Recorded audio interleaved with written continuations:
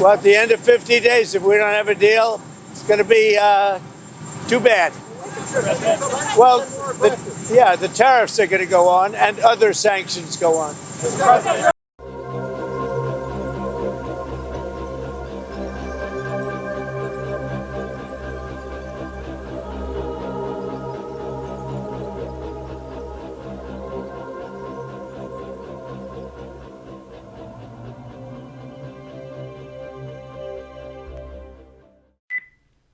Well, hello, that's me again. Today is July 16th, 2025. It is Wednesday, I believe. I do not really keep record or track the days of the week.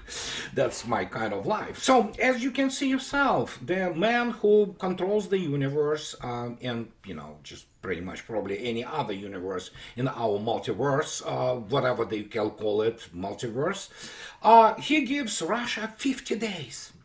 So Russians obviously are quaking in their boots and just absolutely just in total panic, and Kremlin is preparing already the unconditional surrender letter for Mr. Trump. But reality is, of course, and we have to immediately point this out, is this.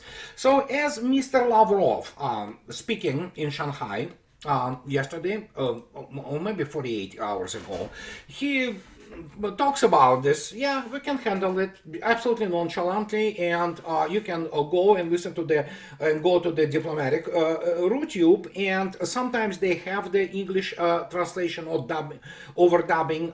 Sometimes they don't, but you can listen to him, and it's pretty much self-explanatory. Russians really do not even react on that. There's nothing to react to except for this bloviation, and you know what? This horrendous, sanctions which Mr. Trump and his administration, want to impose on Russia. Well, I have news from Mr. Trump. Obviously, militarily, United States has absolutely no ability to influence whatever is happening in former Ukraine, and obviously the fait accompli of the American and NATO's military defeat there.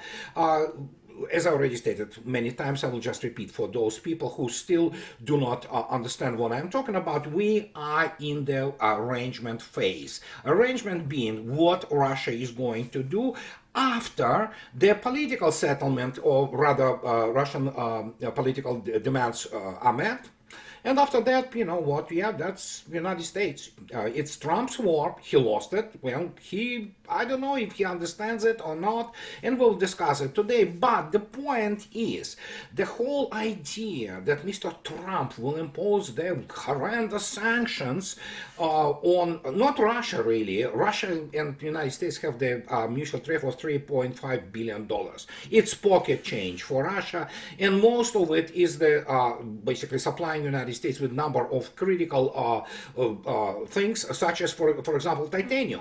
And Empoa Visma, for example, makes all those, landing gear things made out of Titan for not only Airbus but also for Boeing. It's one of the examples. But the point is, he wants to actually sanction China and India, 100% tariffs. That's the only thing he knows how to do, the global trade war, and that they stop buying Russian hydrocarbons.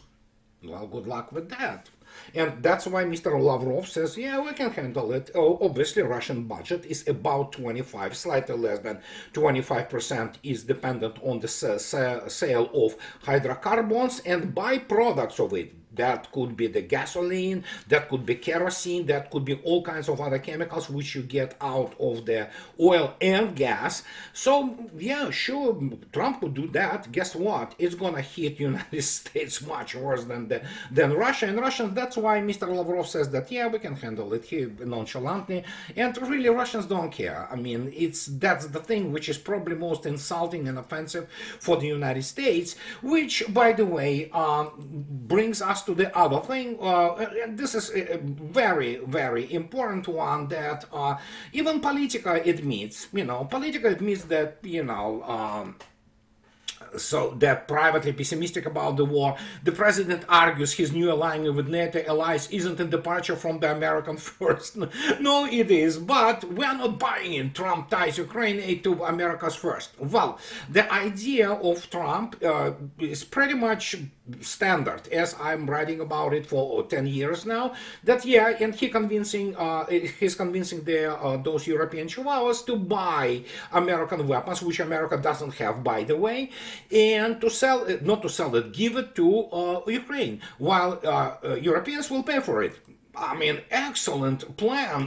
Don't you find it to be that excellent? Europeans, you wanted it, enjoy. So, so Politico writes further that President Trump on Monday went further than he ever has in helping Ukraine defend itself against Russia, greenlighting a European purchase of Patriot missile defense systems and other weapons for Ukraine. So it's excellent plan, man. My God, that's the guy from New York for you guys. I mean, he will cheat on you 3 times a day, you know. So if you do not catch it, but Europeans do not have guts to do anything about it. So Trump still believes Moscow has the upper hand, according to a senior White House official, but as his frustration with Russian President Vladimir Putin has grown, he is more willing to take part in the conflict. He insisted he could settle quickly. Trump cannot settle a wall out or reset wall outlet. And that's the whole thing. I mean, he lives in the alternative world of his alternative universe, driven by his narcissism. And the other thing, which actually I found to be really fascinating, because I made my career as the political observer, as the writer, as the author, and I'm continuing writing all kinds of things, and as the man who operate on the not premise, it's now absolutely proven fact, and of which my main thesis, main thrust of all my actually publications is that United States simply doesn't have Russian experts. Period. It doesn't. And those who are experts then are not allowed anywhere near to the decision-making circles or influence circles. So what we have now, this is really, I mean, this is just wonderful. We have the situation with the State Department that essentially decided that, well, as you can see yourself, New York Times writes about it. State Department layoffs hit Russia and Ukraine analyst. As I already stated, United States has no people of proper skill set who can analyze Russia. In terms of Ukraine analysts, these are the people who drink the Kool-Aid which is provided to them by GUR, which is the main directorate of the intelligence directorate of the Ukrainian military, whatever is left of it, SBU, and of course Mr. Zelensky himself. So anytime when they talk about this, you know, what the New York Times is absolutely distraught over this fact that, you know, the former senior US official said it was short-sighted to consolidate the department's well-respected intelligence arm. Who said that there is anybody well-respected? Those people are nincompoops. The only thing some of them may have is well, Russian language, and they can read Russian headlines, and obviously they shuffled do the acquaintance procedure, so to speak. Maybe not acquaintance, maybe just turning them over, with all kinds of the fringe political elements in Russia who tell them this well-respected intelligence arm what they want to hear. And so, I mean, they're not especially so, but New York Times despairs over it nonetheless. And so, among the roughly 1,350 workers laid off at the State Department last week were senior analysts in the Bureau of Intelligence, including people who specialize in Russia and Ukraine, according to several current and former officials.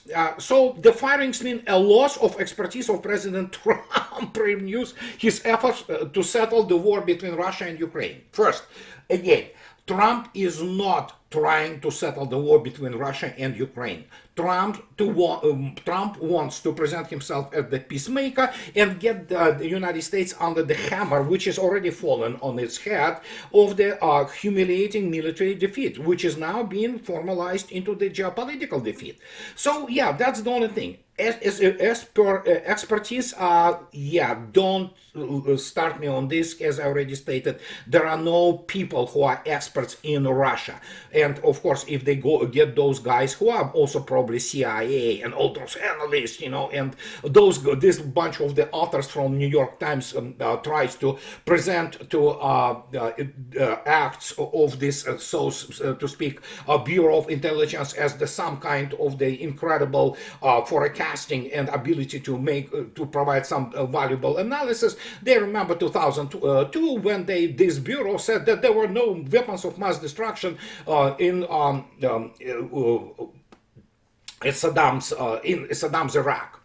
Well, you know what? By 2001, everybody knew that there were no weapons of mass destruction, except, of course, with the exception of Bush administration and Israeli forces and neocons who ran it. So, and Pentagon was owned by Mossad. So, I mean, when you talk about these guys providing the trivial bit of information that everybody, with the exception of the United States, knew already around the world, what can I say? I mean, this is not any kind of testimony to their high level of expertise. They are no experts, and especially they are no experts if they don't have real serious military intelligence background, which is required if you want to go and start, you know what, not bloviating actually, that's what they do, bloviation, but if you want to start to provide a competent opinion on the issues of the practical geopolitics and provide even on the level of the OSINT, open source intelligence, valuable information which really matters. Those people are incapable of this. They never were. And I wrote 4 books on that. And so as the result, they are getting fired. And those people who got fired, actually, they will not be able to apply to any other positions within State Department.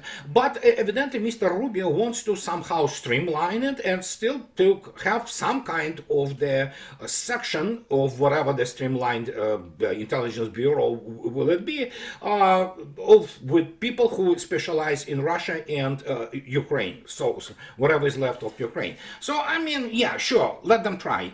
Gonna be useless, and again, I know the level of the Russian expertise, so to speak, even among the best Russian experts in the United States. It's pathetic, it's laughable. And so these people are basically most likely academic shysters. They are there to abuse any kind of the sinecures or any kind of the billets which pay decent salary for them to pay for their mortgages and whatever the golf club they attend to.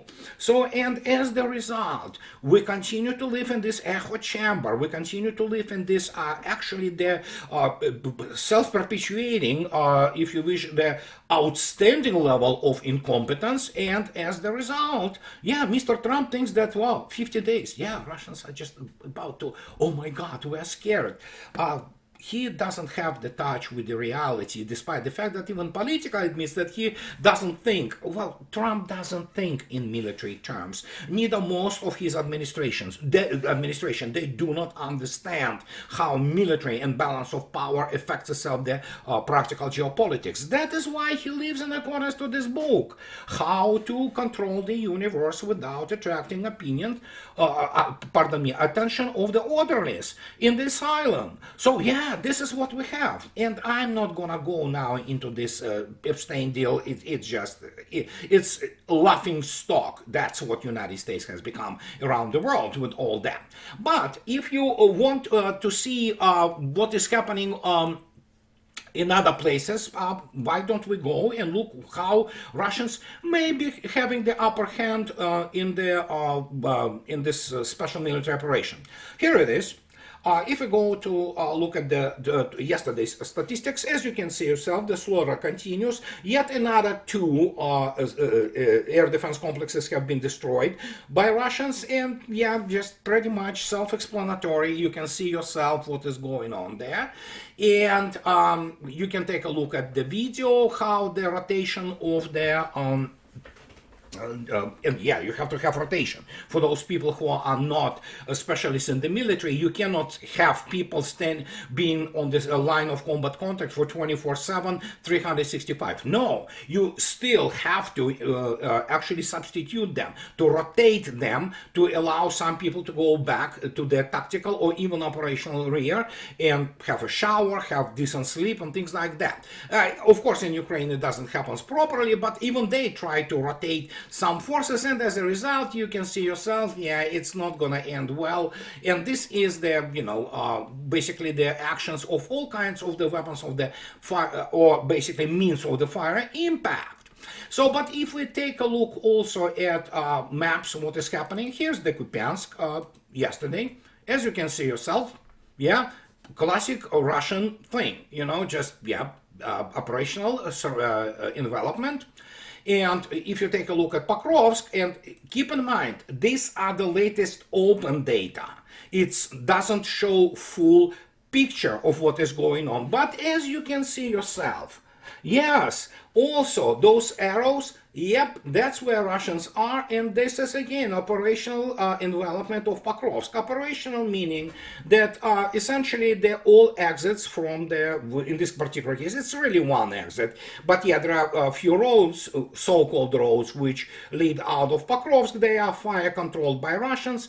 And yeah, it's again, it's operationally surrounded essentially, and Russians will never, as I already stated, do anything by all those red arrows until they secure their flanks, which is their operational Art 101. So, and that's what you have to expect. Now, here comes the other interesting thing, and oh gosh, it's unbelievable. So this is, let's talk about it. And I want to present the news. And these are the news which are critical. Obviously, they are not reported in any Western media, despite the fact that they are in the major Russian news outlet. But let's elaborate a little bit. So, if you take a look at this thing, this is real news. Yeah, it's yesterday. So, President Vladimir Putin met with the head of the Russian Academy of Sciences, Gennady Krasnikov. The head of the academy spoke about hypersonic weapons, textbooks, and international contacts, textbooks for schools. Key statements are in the material of RIA News. And here comes this bomb, which is really doesn't bode well for NATO. And here it is. Russian Academy of Sciences conducts fundamental research in the interests of the country's defense and security. A unique result has been obtained in the field of hypersound, they say hypersonics. It's machine translation. All research under this program is in demand. This research coordinated with the general designers for armament. This is a critical phrase. And Krasnikov will report separately to Mr. Putin based on the results of this work. Okay, so what do we have? Keep in mind, a unique result has been obtained in the field of the hypersonics, which is, of course, means hypersonic weapons. What are we talking about? Well, it's not really speculation. The rumors that of the newest version or new generation of Zircon, which, well, with the range of almost 3,000 kilometers, and the speed of in excess of Mach 13, some people say Mach 15, you have to understand what Russian Navy already has in terms of Zircon 3M22 hypersonic Mach 10, 1500 kilometer range hypersonic weapon. It's already changed. It's fait accompli. It's complete, turning point. It already changed the naval warfare as we know it, and turned actually every single NATO fleet, surface fleet. They are on the way out. The way they are designed and the way they are built, and yeah, they're nothing more than the fat, prestigious targets. Now, if you have, and I showed you before this famous actually, rather, because I wrote extensively on it. This is when you look at the carrier battle group, and this is, you see the range of the, 800 kilometers. This is the range of, for example, older version of Russian Onyx, P-800 Onyx anti-shipping missiles, and you can see yourself that it takes enormous effort to even detect a submarine or even the surface ship which carried those in order to prevent attack. If you have the 1500 kilometers, you can extend, the radius of this circle almost twice, well, roughly 1.8 times, and that will be the range of the Zircon. It's gonna be the maximum range, but nonetheless. Now consider the fact, if we're talking about, and this is just one weapon. If we consider the fact that we are looking at something which could have range of 3000 and Mach 15 plus probably, if not more, well, you can place one single Yasin class submarine in the middle of the Atlantic, and it will control basically all Europe and actually eastern seaboard of the United States. So this is, yeah, it's more than just a revolution in military affairs. It's a completely new warfare. And that's just one thing. We do not know what is coming after that in terms of the intermediate range missiles, such as you saw yourself, wonderful Oreshnik. And they say, oh, it's Mach 10 plus. Well, you know what? All those MIRVs can have Mach 20 plus for all we know. And then, of course, this whole thing comes not only with the new materials or with the new capability, which is simply eclipses everything there is out there, period. I mean, and again, United States is not even in the same universe in this respect, but it changes warfare completely. You can literally sink anything you want anywhere in the world ocean without, or attack any kind of installation, and yeah, you can launch some kind of the crazy maneuvering block, and that's not just the new type of the materials, which we know. There are new materials which have been discovered, there is new applied chemistry there with the new gasoline and other types of the fuels. No, it's just not that only.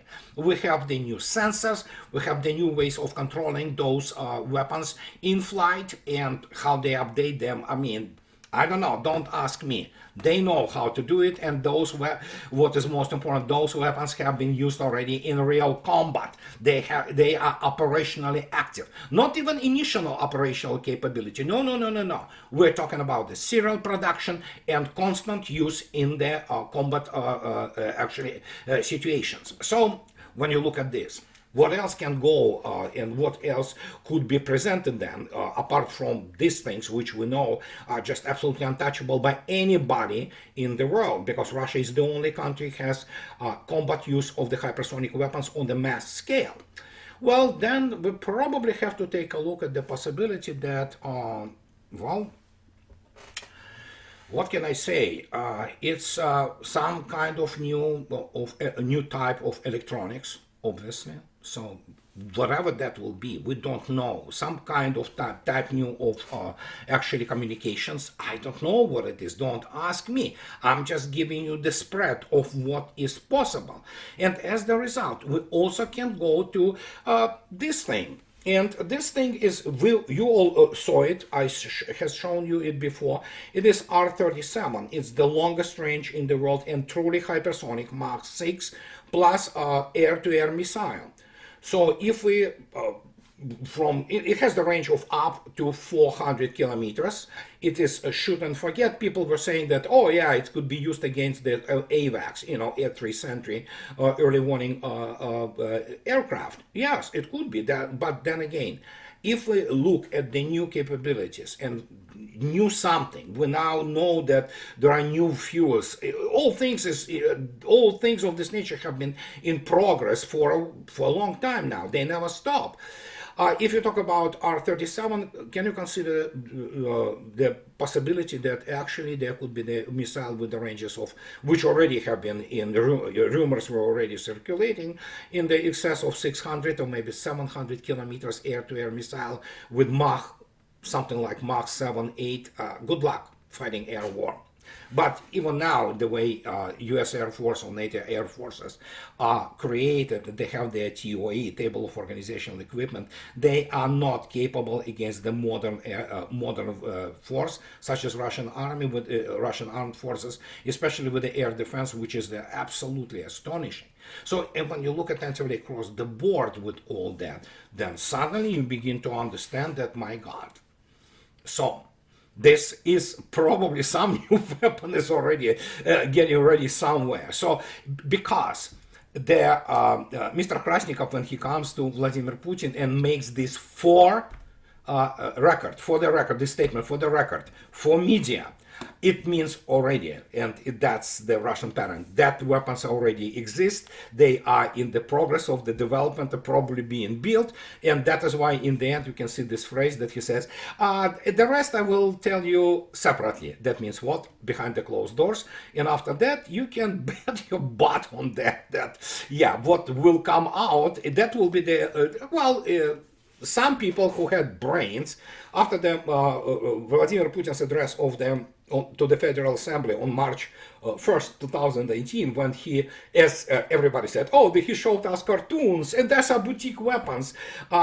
It was a shock in the military community in NATO, quite shock. They don't want to parade themselves as losers, which they are actually. But so in the end, then you saw yourself what Oreshnik did on people, and I know from some good friends that it was, even the most, what pessimistic people said, it is a game changer.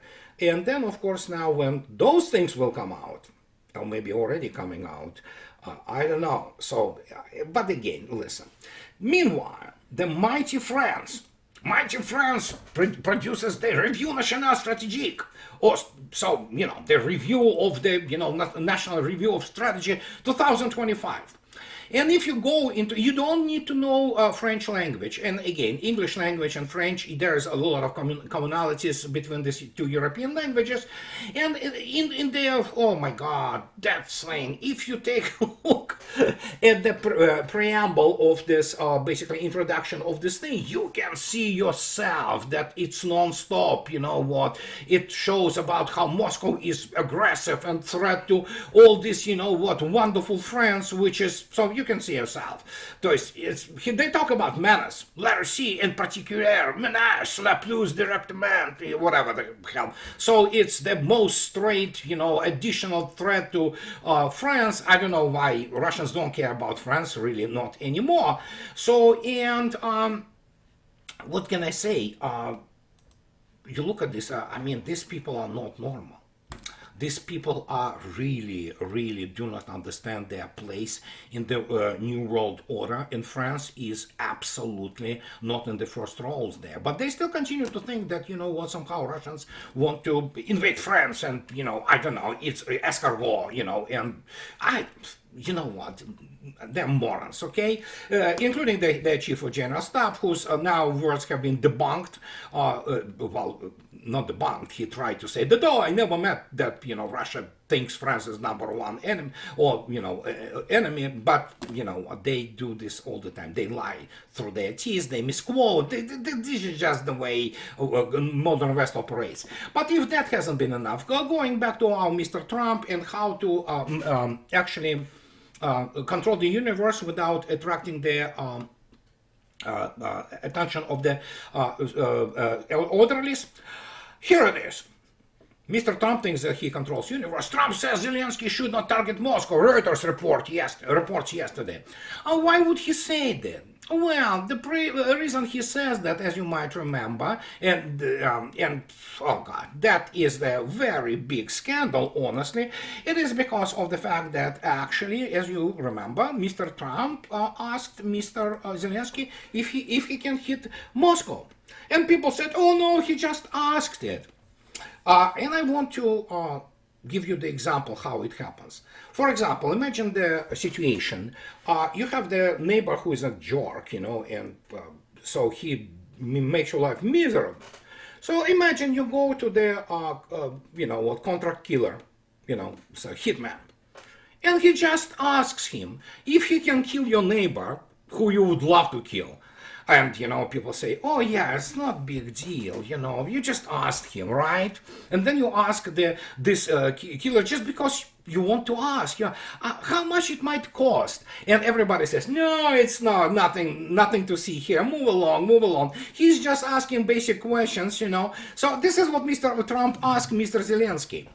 And Zelensky obviously responded that, well, yeah, if you give us the weapons, United States doesn't have real weapons which can damage Moscow anyhow, but the problem is, yeah, it's not big deal. Why did Mr. Trump ask? And everybody says, oh no, he didn't want to say anything. He just asked because, he's curious man. He just needs to keep this, operational situation in his mind. No, yeah. So now you understand with the when the police comes and gets you for, well, basically trying to basically get something going on in terms of the contract killing. Yeah, I just asked. There was no intent behind it. Sure. And we are so stupid, we are hoi polloi, we believe that. But that is why Mr. Trump and White House and everybody suddenly rushed to control this yet another, media scandal, but because it relates to Russia, it was already buried pretty much yesterday. But the point is, yes, Mr. Trump asked if Mr. Zelensky can hit Moscow. And the reason being that Mr. Trump is in the total loser mode. But what can I say? I proposed then in this case Mr. Putin calling Mr. Maduro and just asking him if he can hit the Washington DC. Just for the heck of it. What's wrong with asking, right? And Mr. Maduro tells Putin, yeah, if you give me a Oreshnik, sure, I can. And then you leak this information to Washington, D.C. and New York newspapers. See what's going to happen. Russians, of course, much smarter than that. But this is the situation. This is what United States has become today. It's a laughing stock. It also is in a desperate it's being driven into the ground. And this is a really sad occasion. But especially when you add this latest announcement and statements by Russian Academy of Science to Mr. Putin that Russians made another breakthrough in the hypersonic weapons. Oh, gosh, I don't know. So I just leave it this with you to kind of sleep on it and think about it. And this is pretty much everything I wanted to tell you today. And as always, those who like what I do, please subscribe to my channel. And those who can afford, please support me on Patreon or buy me a coffee too. And I want, in the conclusion, again, to express my profound gratitude to my wonderful patrons and my people who support me. I know many of you, and if I do not respond to you guys, you have to forgive me. I have just literally tsunami of all kinds of emails and messages going to me. I am alone. I'm an only guy. I'm alone. I don't have any producer or anybody. I just do it myself. And so if I do not respond, it's not because I do not want to respond. It's because sometimes I did not have time and I simply do not have energy. But in general, thank you very much. This is from the bottom of my heart, and it's because of you that I'm able to come here every other day and tell you things how I see them. So have a nice rest of the weekend, and I'll talk to you later, guys. Bye bye.